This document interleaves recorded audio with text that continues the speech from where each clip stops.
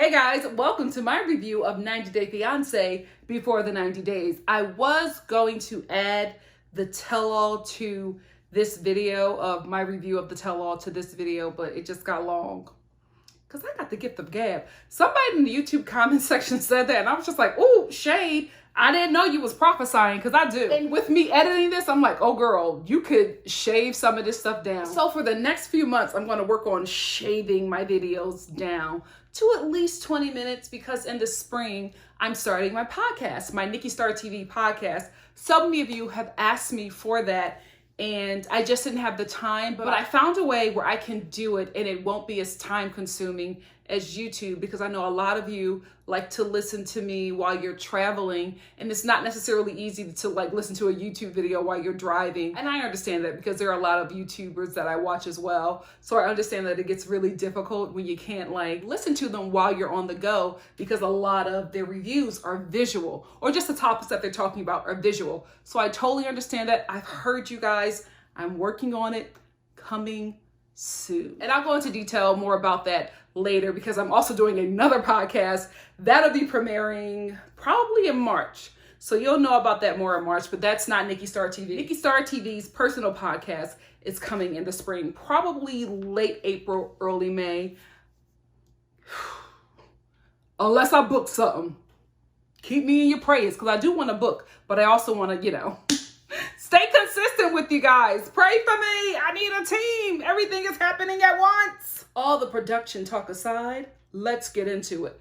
First of all, brought DC Mo to the casting director because this cast this season, woo, girl. This is some good casting. I am very impressed every season with TLC, but this cast right here, they're going to give us some mess and comedy, which is what we all tune in for. Let's talk about it. Big Ed and Rose. So we meet Big Ed, who is actually Petite Ed. He really has some issues with his height. And he also said that. He did say that because he's short, he's 4'11", because of his height, he does put big in front of his name, like do big things. And I think that's something that's going to play out later in the season to be a hindrance for him because we see, Lord forgive me, we see in the trailer when he meets her and he was just like, I know you thought that I was actually taller, but I'm not. What do you think? And she was just like, Rose. Since we're here, let's talk about Rose. So Big Ed, Petite Ed, is 52 years old. He is dating Rose. Is she in the Philippines? I think she's in the Philippines, who is 23 years old. She is 6 years younger than his daughter, who is 29, and she has an issue with him dating and about to marry somebody so young. So she has ceased communicating with her father. Let's roll it back a bit. When we listen to Big Ed tell us about his story, because I feel like a lot of us was just like, oh, you got a child? Okay. We find out that he would still be married to his daughter's mother if he didn't cheat. Excuse me? Petite Ed cheated on his wife. I'm not coming at that man's neck. I know some of y'all might do that in the comment section. We are better than this. We are not doing that with, his situation because I think it's a medical situation, guys, okay? It's something. So let's leave that alone. No matter how grimy this character gets, if he even gets there, we are not going here. His height is on the table because he done told us that he's scamming with that height. So we got to call him out on that because that is not truthful. That aside, you cheated on your wife? Petite Ed? Men continuously have the audacity.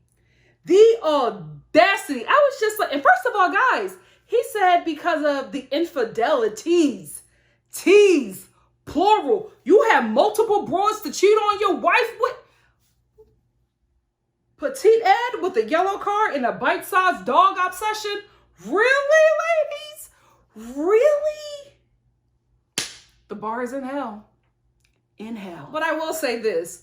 Ed is a quirky, in a sense, kind of adorable character because he has these little things about him, and it's like, oh, you know what I mean? And I hope he doesn't disappoint me. I hope he doesn't disappoint me, because he's coming off very sweet, right? Very sweet, very quirky, a real fun guy.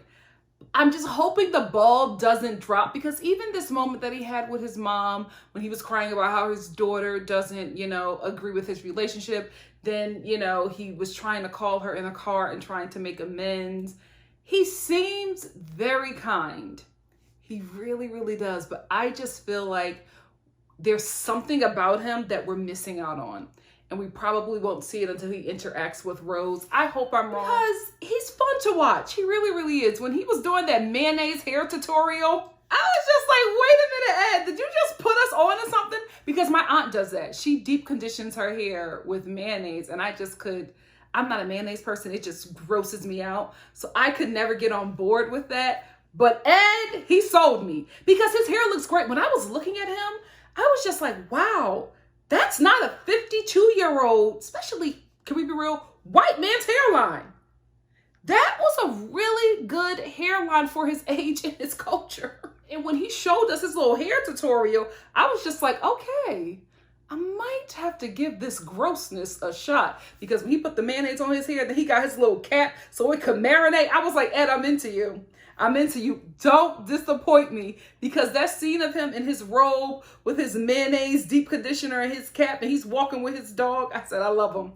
I feel like he would be a great animation character. Pixar could do a whole movie on this dude. That's what he reminds me of. He reminds me of like an animated Pixar character. Please don't be gross, Ed. Please don't be gross. All right, let's finally get into Rose. She's scamming. It's very obvious that Rose is scamming. From the minute she texted him, "Good night, King," I was like, oh, girl, scam on, queen, scam on. Because when Ed was asking her about the other men that she was dating, she was like, huh? What? And all of a sudden, it was an issue. There was an issue with the Skype. Rose was like, oh, no, you're not catching me on camera with my mess. Bye. I like her. Just because Rose got the game on lock. Calling him king, got your son calling him daddy. Ed, your daughter doesn't want to be bothered with you, because she does not want to see her father get scammed. And she's probably told you all of her apprehensions, and you have not listened. And it's very obvious to me as the viewer within the first few minutes of your story that you are clearly getting scammed. I'm wondering if this is not real. I really, really am, because Ed is quirky enough to make me believe that he's industry connected in some way. Like, I know he's a photographer, but I also feel like he probably was an actor before, and this is like his way back into the limelight, because I can see him being like, some shock jock podcast host. I can definitely see that from him, and I can see him doing some little bit comedic sketches on like Comedy Central or something. So I'm wondering if this is a scam for the both of them to get some kind of notoriety. It's a scam to get Rose to America, and it's a scam to get Big Ed some notoriety. Because now that I'm looking at everything about him, I'm just like, this is too good, Ed. You're too good of a character. What do you guys think? Let us know in the comments section below. Also, no spoilers, please.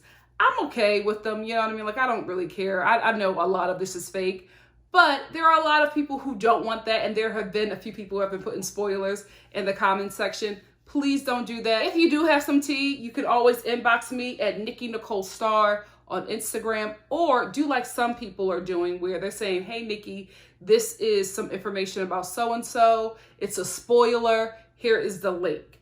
And they put it in the comment section. I like that, because you let people know. Some people are like, click on stuff and they're just like, oh my goodness, the whole season is spoiled. If you let them know there's a spoiler in there, maybe they'll be cautious and not do it. But I noticed a few people were getting bothered by that. So if you do have tea, let us know in the comment section below. Post that it's a spoiler so everybody else could know. Or if you don't want to do that, inbox me at Nikki Nicole Star on Instagram. Avery and Ash. This is going to be a very interesting couple. Here's why. Avery, to me, is the real deal. I think she's really in love with Ash. Ash is a scammer. Ash is a whole scammer. So Avery is 32, I believe, 32 or 33. She's a mother of two. And she, oh shoot, what was her other job? She has some like full-time regular job, but her side hustle is a cannabis chef. Of course, right? No, when she was showing her cannabis salad, I was just like, oh, this is it?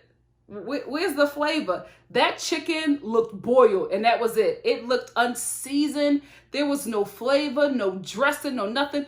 What kind of salad is this? This is not salad. This is just vegetation in a bowl. Where's the cranberries? Where's the walnut? Where's the feta? Where's the honey mustard dressing? Like, what's going on here? This ain't a salad, sis. Avery's two daughters are named Silver and Scarlet. She is definitely eating her weed salads. On a regular. I was like, Silver and Scarlet? Wow. They're going to have a great time in school. Especially Silver. So we have this character introduced in her storyline, which is her ex-boyfriend, who is actually her cannabis salad dealer. So Avery goes over to his house and he gives her this fresh like weed plant. And she's like, oh, dude, wow. And I'm looking and I'm just like, wow, are we watching a weed deal on camera? Like, this was actually a weed. She went over there to buy weed. We didn't see any money exchange, but she definitely went there to get a narcotic. Wow, I wonder what that is.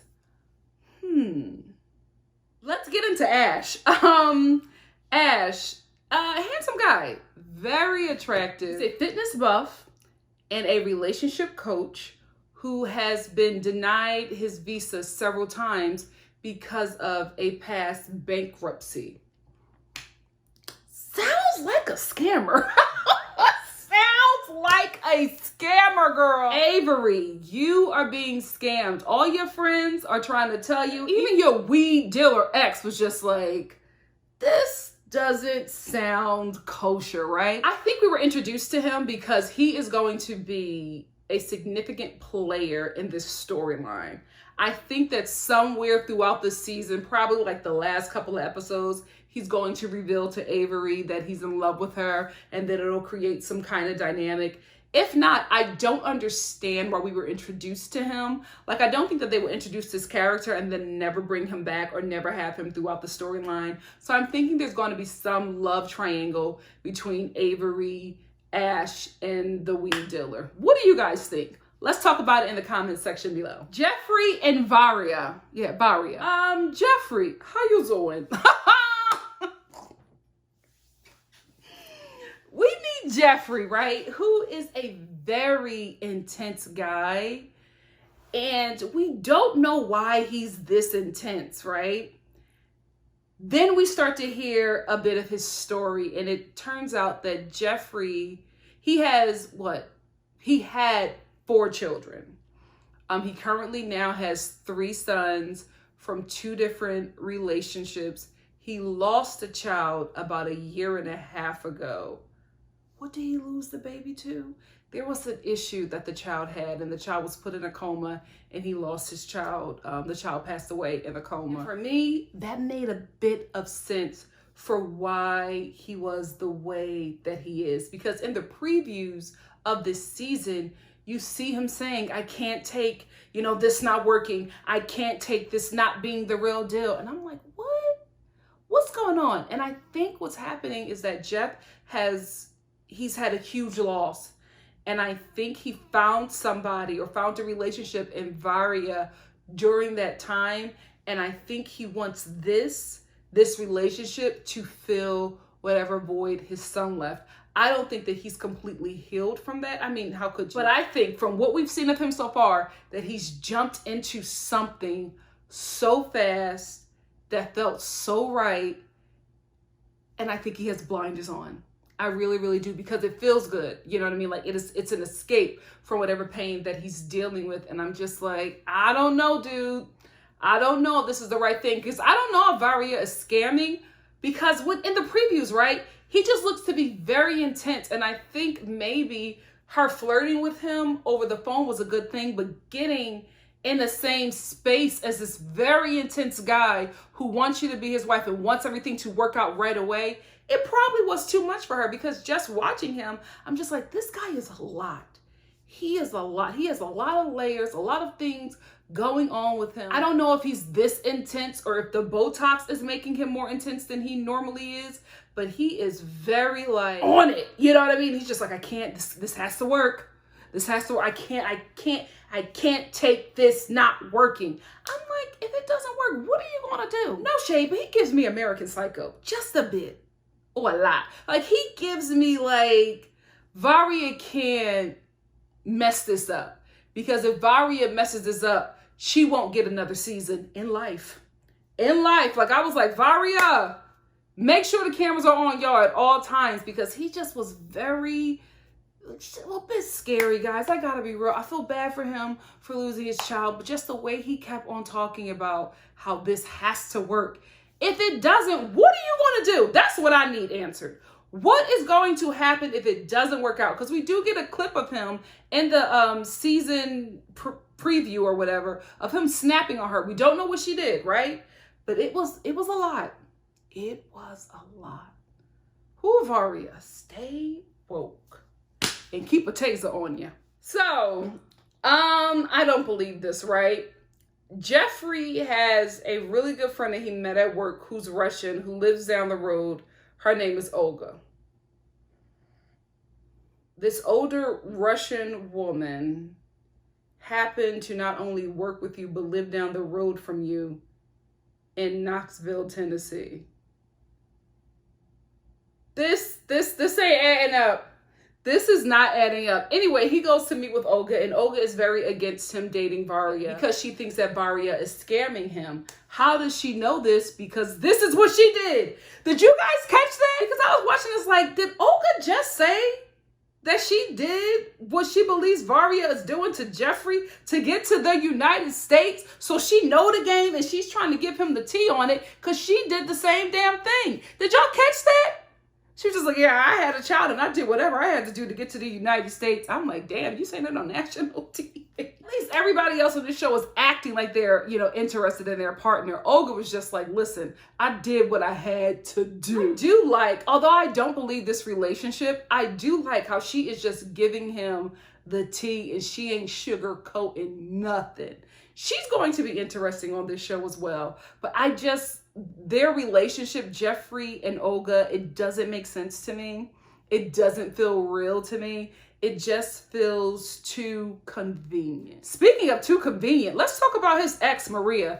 Ma'am, you're not in love with him. You just wanted to get some TV time, because he sits down with his best friend and Maria, who was a woman that he used to date. And she's talking about how she thinks that Varya is scamming. She probably is. But I do think that Varya likes Jeffrey. I don't know. We'll see how this season plays out. But Maria is just like, I don't see it working out with her because it needs to work out with me. Like, why don't you want to be with me? It was so fake, so forced. It made Jeffrey, how you doing, uncomfortable. Like, it just didn't, Jeffrey's story, I don't know, guys. I don't know. Because there's also like this secret that he hasn't revealed to Varya. And Maria was asking him if he revealed like his past or whatever to her. And I'm like, what is the past? What do you guys think that Jeffrey's past is? I think I don't know. Two things I think his past could be. His past is either that he used to date men and now he's, he feels like he's a straight man. That could be one of them. And I could be wrong, right? I think it's either that or he was in prison. And that's so sad that I feel like, prison is in Jeffrey's past. But that's what he gives me. He gives me that prison was in his past. You know what? Off topic. Doesn't Jeffrey look like a Just for Men model? Every time I see him, especially in his confessional with this beard and this hair, I'm like, what? It is something, I don't know if it's the Botox.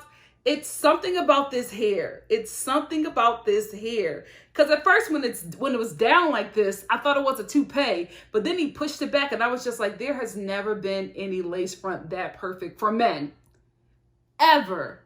And it couldn't be hair plugs. Maybe it is hair plugs. Because I know Machine Gun Kelly got some hair plugs and they look great. They look great on him. I was just like, this is the first hair transplant that I've seen that looks good. Money well spent, MGK. Money well spent. What do you think that Jeffree is hiding in his past? Let us sister know in the comment section below. Let's get into it. Lisa and Usman. Lisa is from York, PA. The ghetto. How I know it's the ghetto? I'm from Philly. And let me tell you something. Them York, PA broads is a piece of work. And also, Lisa's friend Nikki with the perm and the lip piercing at 50 confirmed it. I was just like, yep, York, PA, York, PA. Anyway, she is dating or engaged to this Nigerian rapper named Usman, who goes by Soulja Boy. Come on, Scam King. Soulja Boy. And obviously he's doing really well because I believe he's verified. He has like almost 100,000 followers. In his community and where he's from, he's obviously some sort of celebrity. So that right there was verified by the show. So we know he's not scamming in that sense. Like, he is who he says he is. But we know. Usman, listen. You not fooling nobody but Lisa, because me and Nikki, the Nickies, okay? York, PA, Nikki, and Philadelphia, PA, Nikki sees the scam, boy. We see the scam. This is going to be such a good season. Can we talk about this Lisa song? Oh, I can't even. What was it? Lisa. Damn. Usman. You better scam. Now, this is the Angela and Michael I could take, because it seems like Lisa tries to push dominance on Usman and he's not playing that. So I don't foresee Lisa beating up on Usman. She will try. She's from York, PA. She will try to hit him.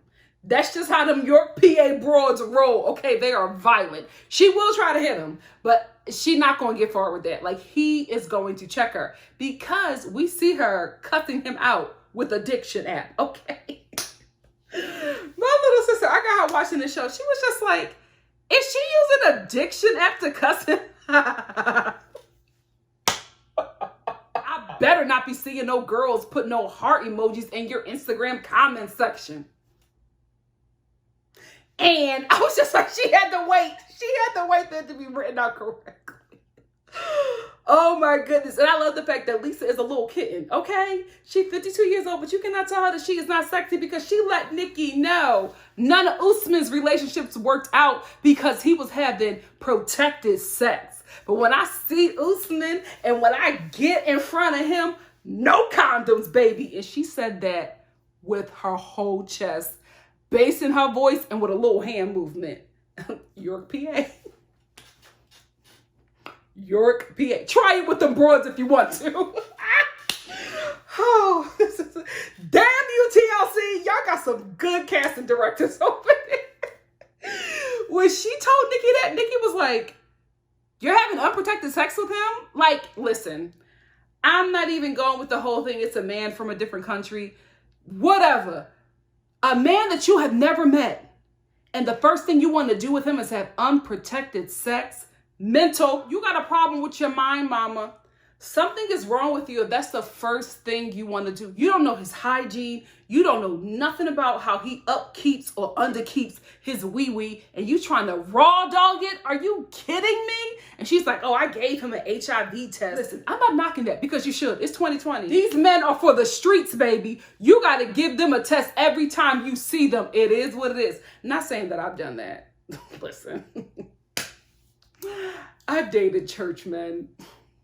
The last thing they wanted to do was put their wee-wee in me. Have I dated a thug? I've dated a scrub. Oh, gosh. Enough about my nightmare life. Nightmare dating life. Anyway, I get that. I totally understand that. I totally respect her doing that. I think it's a very smart thing to do, especially if you want to be sexually active with someone and you don't really know where they have been. I get it. Well, you want to raw dog this? And that was just so irresponsible at 52. But again, York, PA. York, PA. Now let's talk about the couple that I think is going to make me cry the most this season. Yolanda and Williams. Miss Yolanda, you're getting scammed, and I feel so bad. Williams is literally taking advantage of a widow. There was no enjoyment watching her scenes. Like, I didn't laugh or anything. I felt bad the majority of the time because she is somebody who lost her husband. First of all, what is the real story? Okay, because she tells us in one section that he passed away because he had a kidney issue. But then later in the episode, she's just like, well, he died in prison. And I'm like, hold up.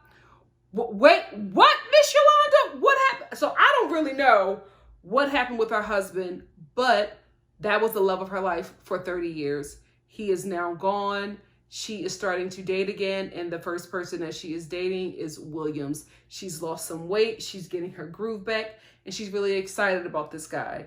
The people who are not excited about this guy, aside from the viewers, is her children. Like, her oldest daughter thinks she's making a huge mistake. Then she later tells her children. They all start crying. The boys are very concerned because they don't know what the hell their mom is doing. And then Miss Yolanda starts crying, and she's just like, oh, guys. Woo! When she is telling her kids that she wants to be in love again. She was just like, I lost the love of my life. You guys don't understand that. I'm alone. And when her son was like, Mom, you're not alone. She said, yes, I am. You don't understand. She wants to be in a relationship. Like, she was in a relationship for 30 years. Some people, a partner that they've been with for so long could pass away and they would just be fine being single and living their lives. There are other people who jump right into a relationship because they're just relationship people, or they want somebody to fill that void that their partner, who they have been with for 3 decades, left. Like, her kids don't get that. I don't know how I do. Wisdom. But that part broke me. I felt so bad. I was watching it with my mom, who started crying, and she was just like, your kids don't understand. And I was like, this is not about you. It's about Miss Yolanda.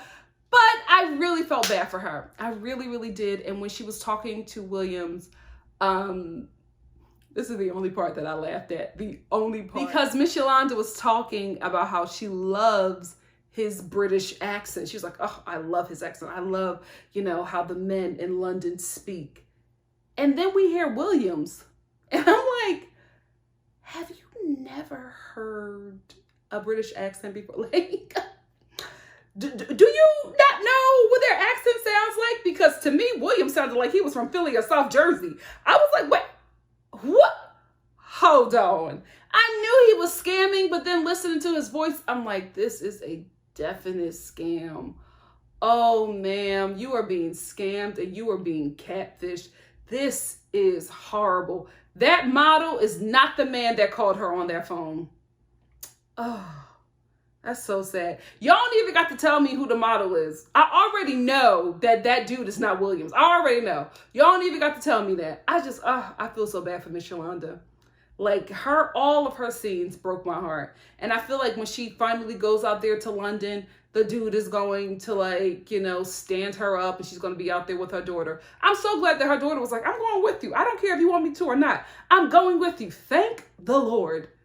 Because Miss Yolanda is going to need somebody there to hold her up, to wipe her tears when she is heartbroken by this dude. This is going to be a really sad storyline, and I feel so bad because I feel like her life recently has been so sad. You know what I mean? And this little relationship is giving her some joy, and this dude is going to break her heart. Oh my goodness. I hated to end on that. But that's all I have. That's all I wanted to talk about. What did you guys think of this review? Let us just know in the comments section below. And if you like what you see here, please like, comment, subscribe, and share. And I will see you soon for another review. Love you guys. Bye.